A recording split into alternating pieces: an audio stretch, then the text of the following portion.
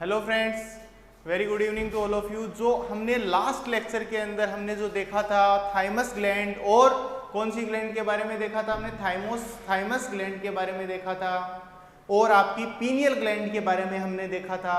अब जो हम स्टार्ट करने जा रहे हैं वो है बच्चों हमारी मिक्स्ड ग्लैंड यानी मिश्रित ग्रंथि, जिसकी हम बात करते हैं। जो हमारी मिक्स्ड ग्लैंड, क्या मतलब है मिक्स्ड ग्लैंड का, अभी हम इसके बारे में थोड़ा सा हम डिटेल में डिस्कस करते हैं कि क्या है बच्चों मिक्स्ड ग्लैंड, इसके क्या कार्य हैं। तो अब हम जो डिस्कस करने जा रहे हैं बेटा पैनक्रियाज, सबसे पहले अपन बात करने जा रहे हैं पैनक्रियाज की। पैनक्रियाज क्या है? पैनक्रियाज एक मिक्स्ड ग्लैंड है। पैनक्रियाज कैसी ग्लैंड है बेटा? पैनक्रियाज एक मिक्स्ड ग्लैंड है। मिक्स्ड ग्लैंड का क्या मतलब होता है? पैनक्रियाज कैसी ग्लैंड है? एक मिक्स्ड ग्लैंड है। मिक्स्ड ग्लैंड है।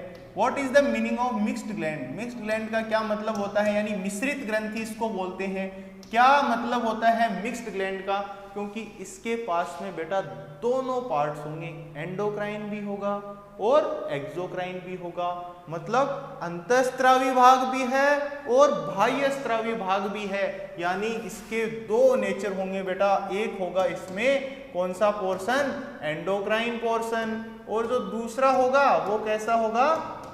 दूसरा जो होगा उसको अपन बोलते हैं exocrine part. Exocrine part, exocrine मतलब अंतःस्रावी भी होगी, ये अंतःस्रावी भी होगी और बाह्य स्रावी भी होगी।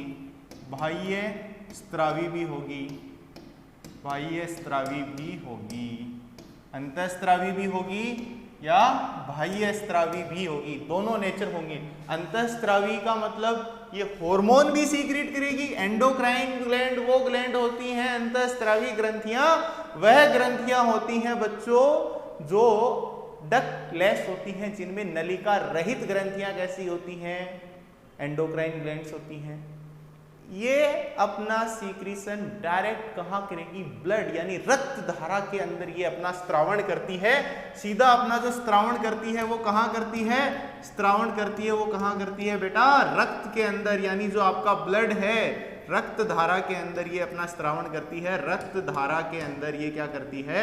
अपना स्त्रावण करती है। सीधा जो अपना सीक्रेशन करती है वो ब्लड स्ट्रीम के अंदर अपना सीक्रेशन करती है।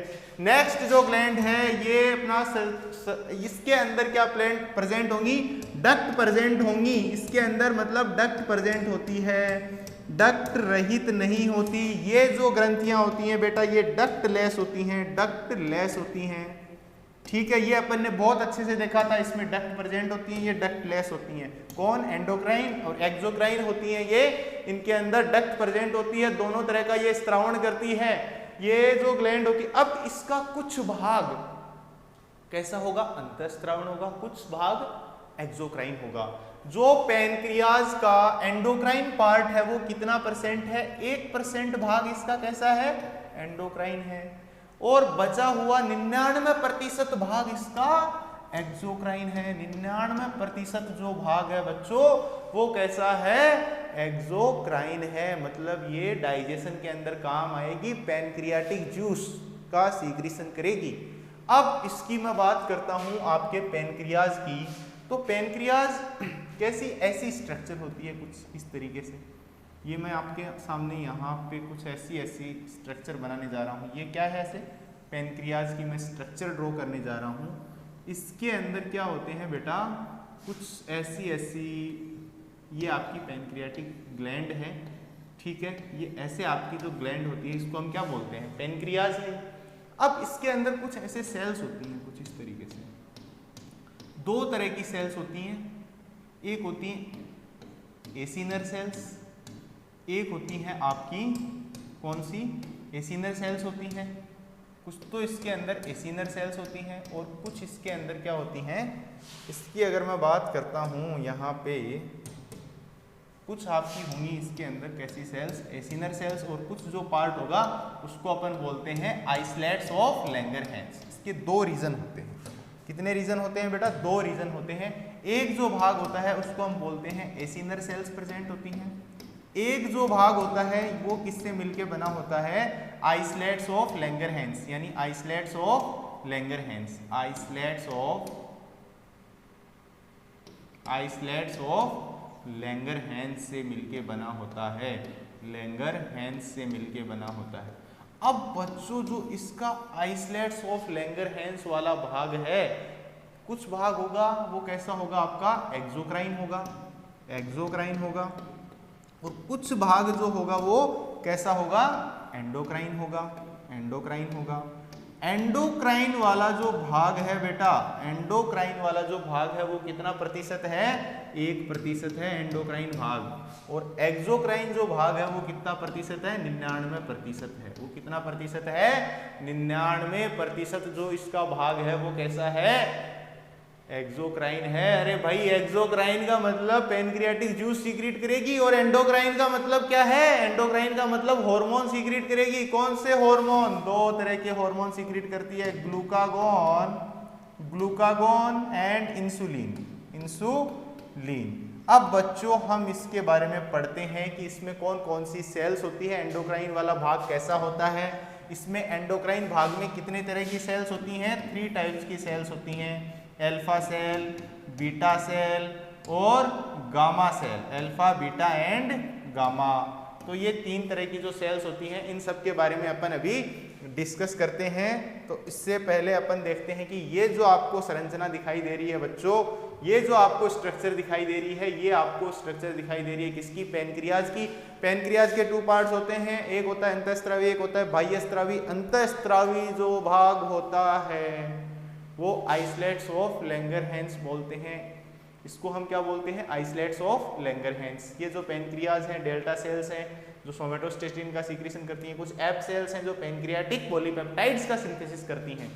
ये एक्सोक्राइन वाला कौन सा है, एसिनस वाला भाग है, और ये इसके अंदर बच्चों alpha cell, beta cell and delta cell, इनके बारे में हम अभी थोड़ा डिस्कशन करते हैं। अब बच्चों सबसे पहले हम देखते हैं यहाँ पे पैनक्रियाज या अग्नाशय में पाचक एंजाइम स्रावित करने वाली एसिनाई पाई जाती हैं जो ग्रंथि 99% भाग बनाती हैं, यानी एसिनाई ये बाह्य स्त्रावी प्रकृति की होती हैं। इन्हीं के बीच में बिखरी हुई असंख्य सूक्ष्म अंतःस्रावी यानी एंडोक्राइन ग्रंथियां भी पाई जाती हैं जिनको हम लैंगरहैंस द्वीप कहते हैं। यह ग्रंथि का लगभग 1% भाग बनाती हैं। इनकी खोज लैंगरहैंस ने की थी, इनकी जो डिस्कवरी की थी वो किसने की थी, लैंगरहैंस ने की थी। प्रत्येक लैंगरहैंस द्वीप समूह में 4 प्रकार की कोशिकाएं पाई जाती हैं, यानी लैंगरहैंस द्वीप समूह में 4 तरह की कोशिकाएं पाई जाती हैं बच्चों, और उन 4 तरह की का नाम है अल्फा कोशिका, बीटा कोशिका, डेल्टा कोशिका और हमारी गामा कोशिका। तो सबसे पहले हम बात करते हैं अल्फा कोशिका की। ये परिधीय भाग में सबसे बड़ी कोशिका होती है, तो सबसे बड़ी सेल होती है उसको हम बोलते हैं अल्फा सेल, जो किसका स्त्रावण करती है, ग्लूकागोन का स्त्रावण करती है। और जो दूसरी जो है अपनी कितना प्रतिशत होता है इसका भाग 25%। नेक्स्ट जो है बीटा कोशिका, यह है केंद्रीय भाग में पाई जाने वाली छोटी कोशिकाएं होती हैं, यह लगभग 60 से 65% भाग बनाती हैं। ये इंसुलिन हार्मोन का स्त्रावण करती हैं, ये इंसुलिन का सीक्रेशन करती हैं। डेल्टा कोशिकाएं या गामा कोशिकाएं ये मध्य भाग में पाई जाती हैं, ये लगभग 10% भाग बनाती हैं। इनके द्वारा सोमेटोस्टेटिन हार्मोन स्रावित किया जाता है। कौन सा हार्मोन स्रावित किया जाता है, सोमेटोस्टेटिन हार्मोन स्रावित किया जाता है। अल्फा कोशिकाएं तथा बीटा कोशिकाओं की क्रियाशीलता का नियंत्रण करता है। ओके, ये जो आपका सोमेटोस्टेटिन है ये अल्फा और बीटा सेल्स की जो एक्टिविटी है इसको मेंटेन करता है। इसके अतिरिक्त कुछ अन्य कोशिकाएं भी होती हैं जिनको पीपी सेल्स, एफ सेल्स कहते हैं। यह अमाशय में पॉलीपेप्टाइड यानी पैनक्रियाटिक पॉलीपेप्टाइड हार्मोन का स्त्रावण करती हैं। अब बच्चों इंसुलिन की बात कर रहे हैं। इंसुलिन की जो डिस्कवरी की वो किसने की, इंसुलिन की जो डिस्कवरी की वो बेंटिक एंड बेस्ट ने की। अब बच्चों थोड़ा अपन इनके बारे में अपन क्या करते हैं, डिस्कशन करते हैं कि जो इसकी स्ट्रक्चर कैसी है। इंसुलिन हार्मोन आणविक संरचना सेंगर ने दी, गाय में दी गई थी। इंसुलिन नाम इन्होंने ही दिया था और सेंगर को इसके लिए नोबेल पुरस्कार भी दिया गया था। ठीक है, इंसुलिन की वह प्रथम प्रोटीन जिससे रवे यानी क्रिस्टल बनाए गए हैं वह प्रयोगशाला में कृत्रिम संश्लेषण किया गया है। मतलब जो सबसे पहले जो इसके क्रिस्टल्स बनाए गए उसको क्या बोला है बच्चों, उसको बोला गया है क्रिस्टल यानी कृत्रिम, आर्टिफिशियल फॉर्मेशन से जो इंसुलिन बना उसको क्या बोला, आर्टिफिशियल यानी कृत्रिम संश्लेषण बोला गया है उसको। अब अपन बात करते हैं मानव इंसुलिन का संश्लेषण टसन नाम द्वारा किया गया था। मानव इंसुलिन का जो डिस्कस किया वो किसने किया, इन्होंने किया। इंसुलिन का एक अणु 51 अमीनो अम्ल का बना होता है। इसकी 2 श्रृंखलाएं पाई जाती हैं। 51 अणुओं का बना होता है और इसकी 2 श्रृंखलाएं पाई जाती हैं। अल्फा सेल जो करती है, अल्फा सेल यानी अल्फा श्रृंखला जो होती है, इसकी 2 श्रृंखला होती है, एक होती है अल्फा, एक होती है बीटा। अल्फा में कितने होते हैं, 21 अमीनो अम्ल की बनी होती है और बीटा 30 अमीनो अम्ल की बनी होती है। ये दोनों श्रृंखलाएं आपस में डाइसल्फाइड बॉन्ड से जुड़ी हुई रहती हैं। मतलब ये है बच्चों, इसकी मैं बात करता हूं, यहाँ पे ये एक है, यहाँ पे ये कुछ इस तरीके से ये अटैच रहती है, ये इसकी दूसरी है, ये इसका अल्फा है, ये इसका बीटा है और ये जिस बॉन्ड से जुड़ा है इस बॉन्ड को बोलते हैं डाइसल्फाइड बॉन्ड। डाइसल्फाइड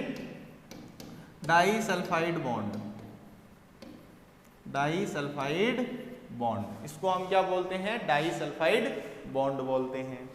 ये दोनों श्रृंखलाएं आपस में डाइसल्फाइड बंधों के क्रॉस बंधों से रहती हैं, क्रॉस बंधों से बंधी रहती हैं, मतलब इसके क्रॉस से रहती हैं। ओके, सो अब अपन आगे बात करते हैं इंसुलिन हार्मोन का कार्य। इंसुलिन हार्मोन का कार्य क्या होता है। अब इसके बेटा अपन कार्य की बात करते हैं कि इंसुलिन हार्मोन क्या कार्य करता है। यह कोशिका झिल्ली की पार, अब अपन इसकी एक बार अपन डिस्कशन करते हैं कि ये करता क्या है। अब अपन इंसुलिन हार्मोन देखो, अब अपन इसके बारे में डिस्कस करते हैं। सबसे पहले जो आपकी पैनक्रियाज है, पैनक्रियाज का जो अल्फा पार्ट है, पैनक्रियाज आपकी पैनक्रियाज है, पैनक्रियाज के 2 रीजन होते हैं। जैसे अपन बात करते हैं यहाँ पे कि ये आपकी पैनक्रियाज है बच्चों, तो इस पैनक्रियाज को अपन 2 पार्ट्स में डिवाइड करते हैं। पहला जो पार्ट है वो है islets of Langerhans, islets of Langerhans जिसको बोलते हैं, लैंगरहैंस जिसको बोलते हैं। अब आइसलेट्स ऑफ लैंगरहैंस, और दूसरा जो भाग है वो कौन सा है, acini, acinar portion, acinar cell वाला, एसिनर पार्ट। अब ये वाला पार्ट है, ये कैसा है बेटा, ये एंडोक्राइन है। ये कैसा है, एंडोक्राइन है। अब इसके अंदर कितने तरह की कोशिकाएं पाई जाती हैं, 3 से 4 तरह की कोशिकाएं पाई जाती हैं। Alpha cell, beta cell, gamma cell, ठीक है। अब एसिनर पार्ट है, ये कैसा है, एक्सोक्राइन पार्ट है, मतलब बाह्य स्त्रावी है, एक्सोक्राइन है। तो यहाँ पे देखो हो क्या रहा है, ये जो अपन ने देखा बेटा, यहाँ पे ये जो अपन ने देखा, ये वाला जो भाग अपन ने देखा, ये देखो कितने अमाइनो एसिड की अल्फा और बीटा श्रृंखला से बनी है और 30 अमाइनो एसिड की है ये। तो ये इंसुलिन का सबसे पहले डिस्कवरी की क्रिस्टल की फॉर्म में किया गया। ये देखो यहाँ पे अल्फा कितनी है, 25% है, बीटा कितनी है, 60 to 65% भाग बनाती है, और डेल्टा कितनी है आपकी, डेल्टा जो है आपकी वो है 10%। तो इस तरीके से इसका ऑर्डर है। अब अगर अपन डिस्कस करते हैं यहाँ पे कि ये अपन ने देखा acinar part alpha beta delta 25, 60 to 65 और 10% पार्ट इसका है। तो सबसे पहले ये ग्लूकागोन का सिक्रीशन करेगी, ग्लूकागोन। ये किसका सिक्रीशन करती है बेटा, ग्लूकागोन का। ये किसका सिक्रीशन करती है, ग्लूकागोन का। किसका सिक्रीशन करती है, ग्लूकागोन। और ये किसको सीक्रेट करेगी, ग्लूकागोन। और ये जो स्त्रावण करती है वो करती है इंसुलिन का, इंसुलिन का। और नेक्स्ट है ये सोमेटोस्टेटिन, सोमेटोस्टेटिन। अब मेरी बात सुनो, सबसे जो मेन है बेटा ये दोनों हैं, इनके बारे में अपन डिस्कस करते हैं कि ग्लूकागोन क्या करता है, इंसुलिन क्या करता है। दोनों आपस में दुश्मन है, दोनों आपस में दुश्मन है। कैसे हैं दुश्मन, मेरी बात बिल्कुल ध्यान से समझना कि ये क्या करता है, इंसुलिन ग्लूकागोन जो है ये रक्त के अंदर लेवल को बढ़ाता है। किसके लेवल को? ब्लड ग्लूकोज लेवल को बढ़ाता है, यानी ब्लड के अंदर ग्लूकोज की मात्रा को इंक्रीज कर देता है। इंसुलिन क्या करता है? ब्लड के अंदर ग्लूकोज की मात्रा को डिक्रीज कर देता है। कैसे करेगा ये? कैसे पॉसिबल है? यानी दोनों कैसे हैं? एंटागोनिस्टिक हार्मोन है। अगर मैं बात करता हूं यहाँ पे इसकी, अगर अपन बात करते हैं बेटा इसकी, सबसे पहले अगर अपन बात करते हैं इंसुलिन की, तो ये इंसुलिन क्या करता है? इंसुलिन क्या करेगा? इंसुलिन ब्लड ग्लूकोज लेवल को, ब्लड यानी अपन बात करते हैं रक्त में ग्लूकोज लेवल को, ग्लूकोज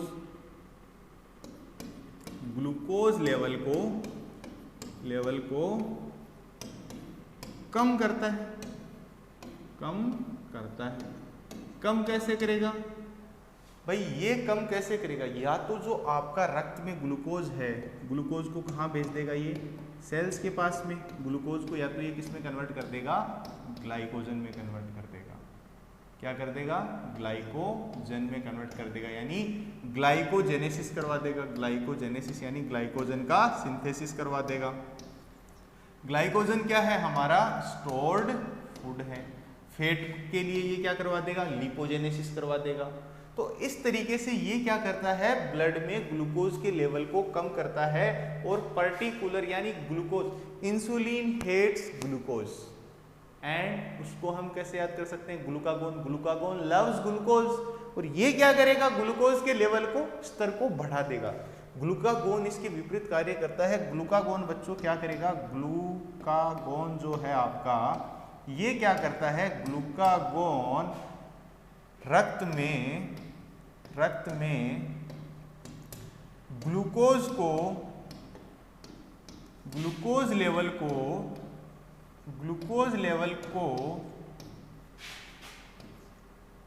बढ़ा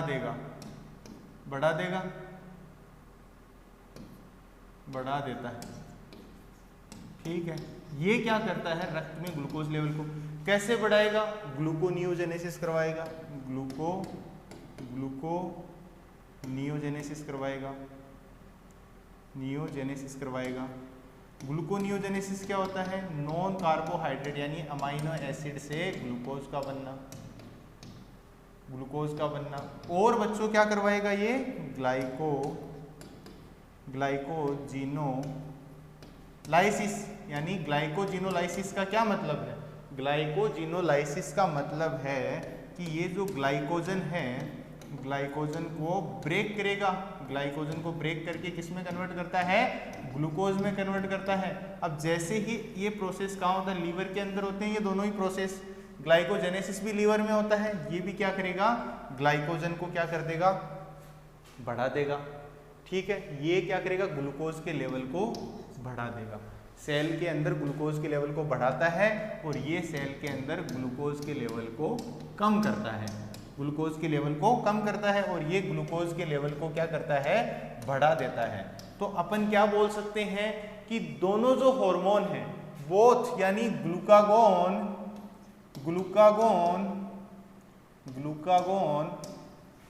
and insulin are antagonistic hormone. कैसे हैं? एंटागोनिस्टिक हार्मोन है।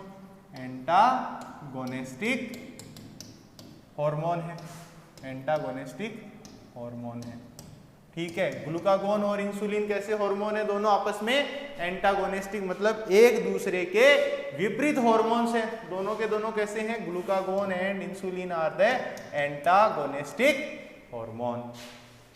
ठीक है, तो इस तरीके से बच्चों ये क्या करता है? रेगुलेट करता है।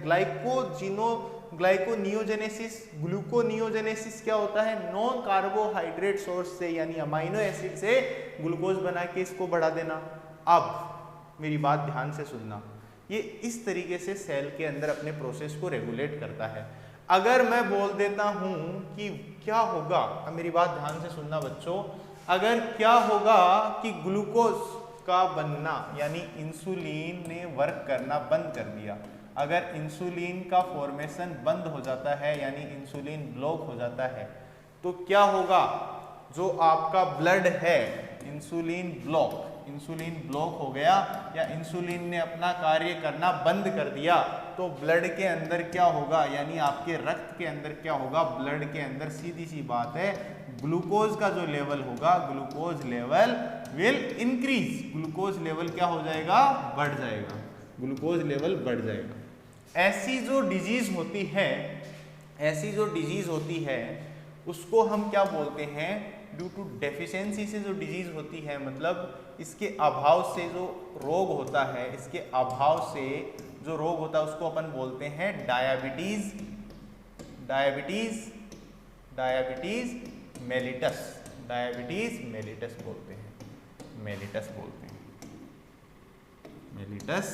बोलते हैं, ठीक है। और इस कंडीशन को अपन क्या बोल सकते हैं, मेलिटस बोल सकते हैं hyperglycaemia.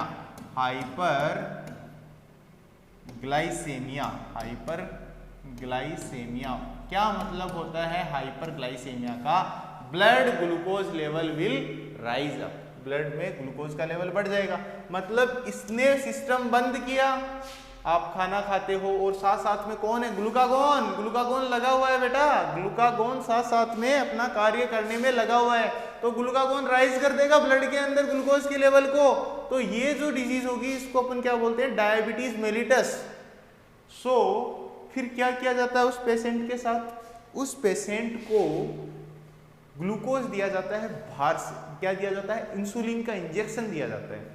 Y we give injection of insulin, क्यों देते हैं हम इंसुलिन का इंजेक्शन, उसको हम इंसुलिन सीधा भी दे सकते हैं, टेबलेट के थ्रू भी दे सकते हैं।